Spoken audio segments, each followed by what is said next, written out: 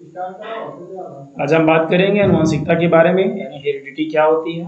तो आइए स्टार्ट करते हैं। आपको पता है कि जो माता पिता होते हैं उनके एक बच्चा पैदा होते हैं, ठीक है। वो बच्चा जो होता है वो माता पिता के समान ही होता है। सो ये जो लक्षण माता पिता से जाते हैं उन्हें आनुवंशिक लक्षण कहते हैं, यानी हेरिडिटी कैरेक्टर होता है, या कह सकते हैं जेनेटिक कैरेक्टर होता है। तो एक जो होता है पीढ़ी से दूसरी पीढ़ी में जो लक्षण जाते हैं उन्हीं को हम लोग बोलते हैं आनुवंशिक लक्षण। सो इन क्रिया जो हो रही है इसी को हम बोलते हैं आनुवंशिकता या वंशागति बोलते हैं। इसकी इकाई की बात कर लेते हैं। इसकी इकाई है जीन। जीन कहाँ पाया जाता है? जीन जो होता है वो डीएनए में पाया जाता है, डीएनए के एक खंड पर होता है। सो डीएनए के खंड पर उपस्थित जो होता है वो जीन होता है। जीन आनुवंशिकता की इकाई होती है और वो जीन में सभी कैरेक्टर होते हैं जो माता पिता में होते हैं। बात कर ले, पापा काले हैं, मम्मी भी काली हैं, तो बच्चा भी काला हो सकता है। लेकिन ऐसी भी होती है इनमें लैंगिक जनन पाया जाता है, इसलिए इसमें वेरिएशन भी देखने को मिलता है। सो दोनों चीज़ें की बात कर लेते हैं इसमें हम कि एक पीढ़ी से दूसरी पीढ़ी में लक्षणों का जाना वंशागत कहलाता है, और इसका अध्ययन जिस विज्ञान की शाखा के अंतर्गत करते हैं उसे हम लोग अनुवांशिकी कहते हैं। क्या कहते हैं? अनुवांशिकी कहते हैं। सो अनुवांशिकी के जो जनक है वो है ग्रेगर जॉन मेंडल। कौन है? ग्रेगर जॉन मेंडल है। सभी लोग आराम से पढ़िएगा, Gregor John Mendel. Gregor John Mendel किसके पिता है? अनुवांशिकी के पिता है। अनुवांशिकी क्या है? अनुवांशिकी जीव विज्ञान की एक शाखा है। अनुवांशिकी के अंतर्गत किसका अध्ययन करते हैं? वंशागत का अध्ययन करते हैं। वंशागत की इकाई को क्या कहते हैं? जीन कहते हैं। वंशागत की इकाई को क्या कहते हैं? जीन कहते हैं। और जीन में जो लक्षण छिपे होते हैं, जो निहित होते हैं, उसे हम क्या कहते हैं? अनुवांशिक लक्षण कहते हैं। और अनुवांशिक लक्षण किसमें होते हैं? माता पिता में होते हैं। जो बच्चों में क्या होते हैं? ट्रांसफर होते हैं। जैसे मान लीजिए हम काले हैं, तो हम काले हैं तो हमारा लड़का भी कैसा होगा? काला भी हो सकता है। लेकिन लैंगिक जनन के कारण वह गोरा भी हो सकता है, पर्यावरण कारण भी हो सकते हैं, इसमें अनुवांशिक कारक भी हो सकते हैं, बहुत सारे कारण होते हैं। तो ये सारी चीजें आपने देखा। उसके बाद हम बात कर लेते हैं जीन की। तो जीन क्या है? जीन डीएनए पर उपस्थित ऐसा खंड होता है जिनमें अनुवांशिक लक्षण होते हैं। जिनमें क्या होते हैं? अनुवांशिक लक्षण होते हैं। तो जिस खंड पर क्या होते हैं? ये जीन होते हैं, वो कहाँ पे होते हैं? वो जीन डीएनए पर होता है। सो डीएनए क्या है? डीएनए को हम लोग बोलते हैं अनुवांशिक पदार्थ बोलते हैं। क्या बोलते हैं? अनुवांशिक पदार्थ बोलते हैं। क्या बोलते हैं बच्चों? अनुवांशिक पदार्थ। कोई पूछेगा अनुवांशिक पदार्थ क्या है, तो कहिएगा अनुवांशिक पदार्थ जो होता है वो DNA. DNA is a genetic material, ठीक है। और डीएनए जेनेटिक मटेरियल क्यों है? क्योंकि इसी पर होते हैं जीन। इसी पर क्या होते हैं? जीन। और जीन में क्या होते हैं? जैसे कि मैं बताया अनुवांशिक लक्षण। तो भाई अनुवांशिक लक्षण जिसमें है वही तो हेरिडिटी करवा रहा है, एक पीढ़ी से दूसरी पीढ़ी में जा रहा है। सो ये बात हमने कर लिया। एक पीढ़ी से दूसरी पीढ़ी में लक्षणों का जाना वंशागत कहलाता है, और जिस जीव विज्ञान की शाखा के अंतर्गत हम वंशागत का अध्ययन करते हैं उसे अनुवांशिकी कहते हैं। अनुवांशिकी के जनक कौन है? अनुवांशिकी के जनक ग्रेगर जॉन मेंडल है। ग्रेगर जॉन मेंडल ने क्या किया था जिसके कारण उन्हें अनुवांशिक जगत का पिता माना जाता है? इसलिए क्योंकि उन्होंने एक नियम बनाया था। कौन सा नियम बनाया था? कैसे लक्षणों का ट्रांसफर, संततियों का जो लक्षण होते हैं वो माता पिता से कैसे ट्रांसफर होते हैं, कैसे माता पिता से लक्षण उनमें जाते हैं। एक गुण संकर संकरण क्या होता है, दो गुण संकर संकरण क्या होता है, इसका प्रयोग उन्होंने किया था।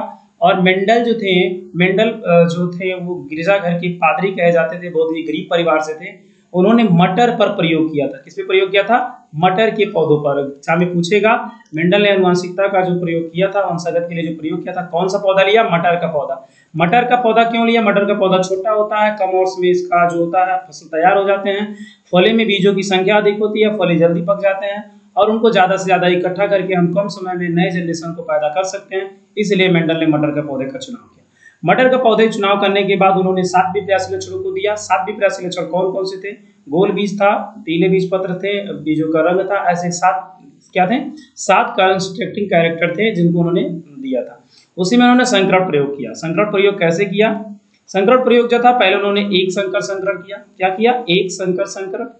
एक संकर संकरण क्या होता है? जब एक वंशागत यानी एक गुण वंशागत क्या होता है? जब एक कैरेक्टर को लेकर के वंशागत कराते हैं। जैसे मान लीजिए बीजों का रंग गोल है ना, बीजों का आकार कैसा? गोल है।